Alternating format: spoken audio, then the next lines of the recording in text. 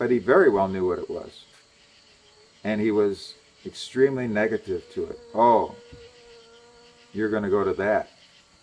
He was a very contemptuous, negative. In other words, he let it be known that I refused to take the opportunity to play him, and that I was going to try to look at something that he already was contemptuous of. In other words, he let it be known that there's no chance you and I are ever going to be friends.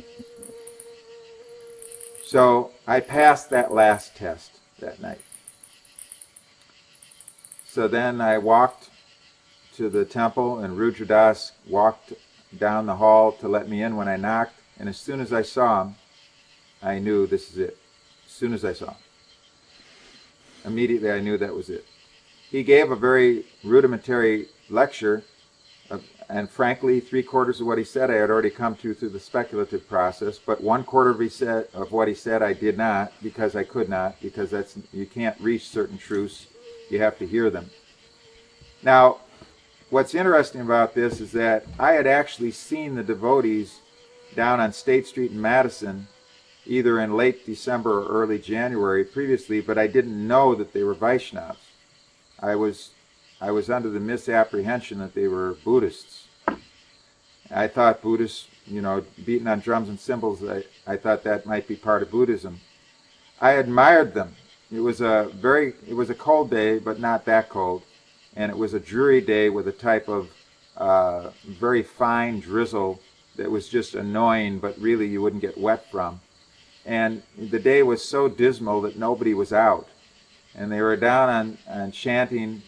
It was 3 or 4 of them. One of them was dressed in karmi clothes. The other 3 were in devotee clothes. And they were chanting on State Street.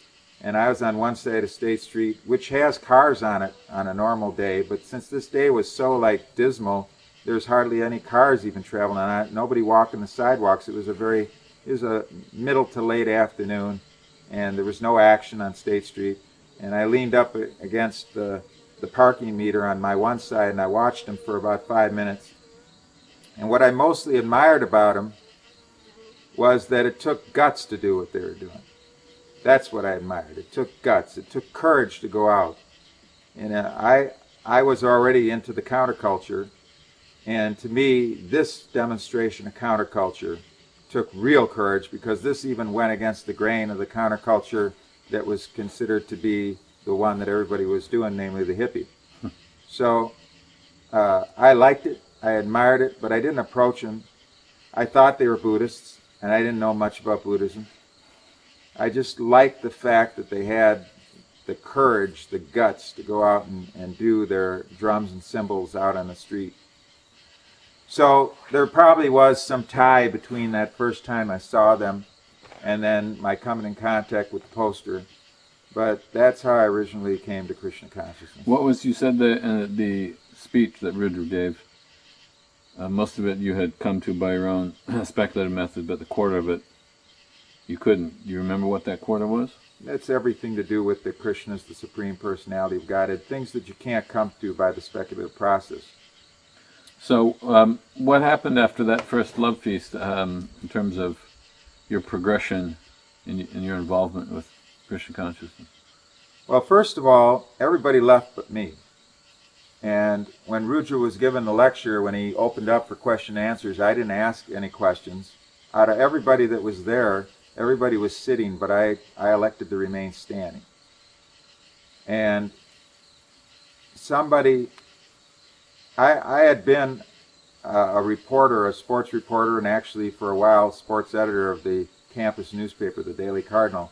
Somebody from the Daily Cardinal, who I did know, and he knew me, was there to find out about Krishna consciousness for an article in the Daily Cardinal. That particular person and I weren't ever close while we worked for the newspaper, the campus newspaper. He asked a very challenging, condescending question, typical of the mundane Western reporter.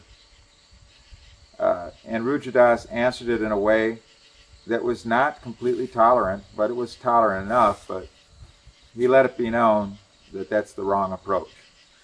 I was with Rudradas on that. I didn't relate at all with that Daily Cardinal reporter, and I later on read his article, which was not favorable. So everybody left after they ate the food. I assume all those guests, I didn't, mentally register it, but I assume everybody did accept the prasadam, and then they left. I stayed, and I had $5 or $6, I forget what it was, in my pocket, and the Krishna book cost $8. And I thought, I can't get it. I had no idea. I would later know very well that you could get, if I had only $1 with my level of enthusiasm, I could have got it. But I thought I wasn't going to be able to get it, and I knew I needed to read it that night. So I started talking to Rudradas and said, is there any way I can give you $6 now and then come back and give you $2 a little later? And they gave me the Krishna book for $6 and then $2 later. So I left the temple then, and I went to my apartment, which was, as I say, 2 or 3 blocks away. And then I read the first 6 chapters and fell asleep. I decided that I was going to have to move in, but I wanted to have a little bit of a time before I moved in. So at our apartment we had some guests. We were already pretty tight. As I say, I slept in the living room. So we set up a bed for them in this room that adjoined the living room. And I was getting a relationship with that male guest that we had. He knew about Krishna consciousness to some degree, and he was slightly favorable to it. So during the week, we went on a psychotropic trip together, which involved a visit to the temple. I knew this would be my last one. And then we ate foodstuffs there. And then I moved in the next Sunday. So it took me 1 week to move in. So what was your initial experiences living in the temple? Looking back over, 35, 36 years ago. Looking back on those first days and weeks, what stands out as significant? The very first night, for the first time in my life, I had an astral journey out of my physical body. I never had that before. It was not pleasant. But at least it let me know what the actual situation was. And the temple was run in a very simple way. Incense was the commodity. In order to make enough Lakshmi at that time, you would take out BTGs, but incense and BTGs you'd take out in your book bags. And so I went out with Rudradas and Vipina Purandar, who was Bhakta Paul at that time, and sometimes a devotee who later got the name Sankirtan Das. He went out with us. He was plain clothes with very long hair. And we'd go out on the street, and Urakram was also there, so Urakram was already initiated. So we'd go out on State Street and chant and try to distribute some BTGs and some incense in order to just make the bare survival amount of funds to keep going.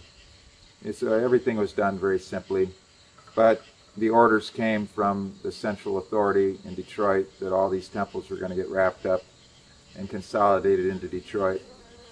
So, and when Lord Chaitanya's festival came, which was, as I say, about 2 weeks after that, the exact date I don't know, but the temple got wrapped up about 2 weeks after that.